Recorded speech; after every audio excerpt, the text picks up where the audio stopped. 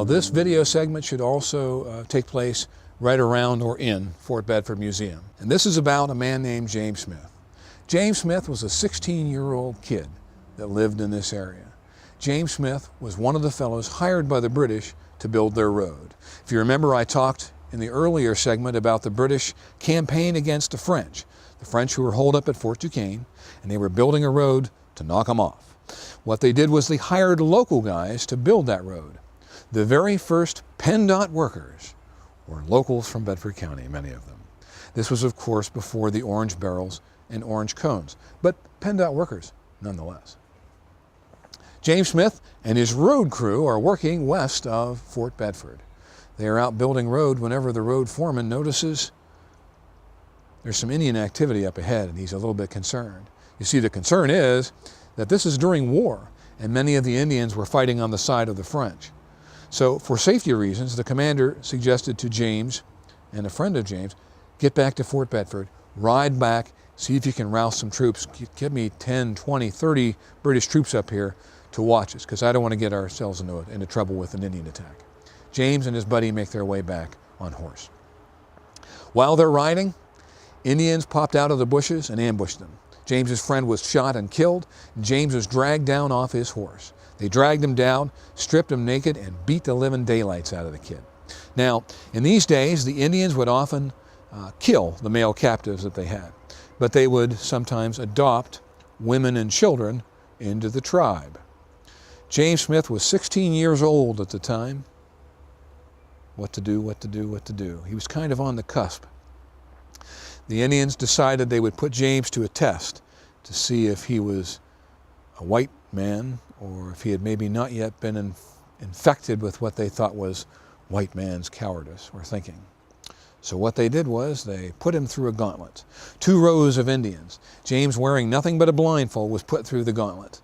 And every Indian in it beat him with their fist, a club, a rock, whatever they had at hand. James Smith, by the time he got at the end of that 2 lines of Indians, was beaten and bloodied, but he hadn't made a sound. And the Indians thought that was a pretty good sign. And as a result, they adopted him into their tribe. James Smith is now a full-fledged Indian in their mind. And James Smith lived with them for 5 years. He never escaped. James Smith, I will tell you, when he was with the Indians, developed great love for some, great hatred for others, but a respect overall for the Indian nation. While he was with them, James Smith was taught how the Indians did things, how they hunted, how they would fish, how they would fight war. James Smith, when he was released, came back to the Bedford County area. When he returned to this area, James Smith, in his mid-20s, was a celebrity. Here's a guy everybody wanted to get to know. Why? Well, think about it. You're a Scotsman, British, you're German, and you move to this area. And yes, you sure are rough and tumble. You're a rough and rugged man. You know things like chopping down trees. You know how to get water out of the ground, or you know how to paddle a canoe. But you know what you don't know? You don't know this particular area like the Indians do. You don't know that a particular type of tree, if you boil the bark, you get a medicine. You don't know navigation of certain waterways in November. There's a lot of things that James had learned from the Indians that the local fellows, the white settlers, could learn from him. As a result, James Smith was on everybody's A-list for parties. James Smith was a guy you just had to get to know. And the best of these guys became his best friends, and they called themselves the Black Boys. The Black Boys would get together with James and learn how he would hunt, learn how he would fight war. They would strip down to loincloths, paint up their faces like the Indians did with black mud, maybe some red paint, and they would hoop and holler around the woods. A lot of men pay a lot of money to do that today, but back then they did her for free. So James Smith's Black Boys learned how to do things the Indians' way. The Black Boys were a tight band, and whenever the Black Boys learned of what was happening in the Bedford area, the Fort Bedford area, that the British were not enforcing the law against trading illegal weapons with the Indians, they, along with the other local population, were outraged. And these guys decided to do something about it. And here's what they did.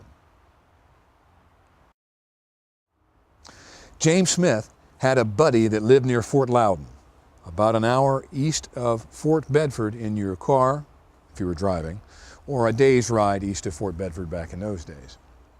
His buddy would keep an eye open for some of the traders that they knew were causing the problems. And when he'd see one of these groups of men, he would hop on his horse, pass them, make his way to James's house hours ahead of these guys, knock on James's door. James would get up, go out, wake up or get up some of his friends, and they would go make up like Indians, loincloths, war paint, wait along the path of these guys. As these guys, hours later, in a slow-moving wagon, came down through James's group, they would jump out of the bushes, guns drawn. They would haul these guys down off the wagon, strip them naked, beat the tar out of them, because that makes it all worthwhile. They would then unhook their horses from their wagon, lead the horses into the creek, bang, shoot the horses in the head. They would then take the goods off of these men's wagon, put it onto James's wagon, and set their wagons afire. So these guys are now naked and bleeding in a ditch, dead horse in the creek, burned up wagon, and no more stuff. And James Smith and the Black Boys, we think, might have invented the phrase, "You fellas have a nice day." The idea was, maybe not have a nice day, the idea was, I'm sure they said, don't do it again. But it did happen again. Traders once again made their way, traders who were selling illegal arms, and James's buddy saw it again.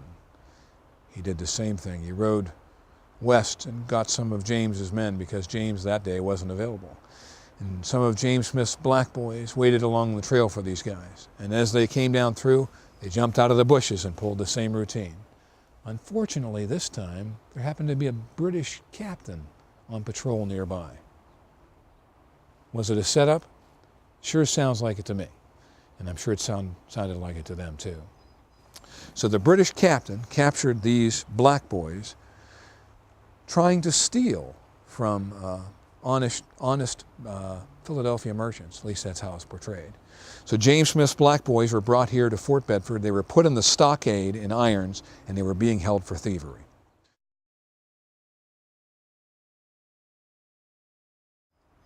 James Smith comes back to the area. James Smith is incensed, and he decides he's going to do something about it. And what he does was, he tells the British, he tells everybody, that he's going to raise an army of about 100, 200 fellas. You give me a week or two, and I can get people from as far away as New York, far south as Virginia. They'll come together, because I have friends that far away, and we're going to get a bunch of guys and get my friends out. So the British commandant now knows what James's plan is. He's going to attack in a couple of weeks with 100 to 200 guys. Don't worry. British commandant thinks, I'll be ready for him. Well, the fact was, James had no intention of doing that.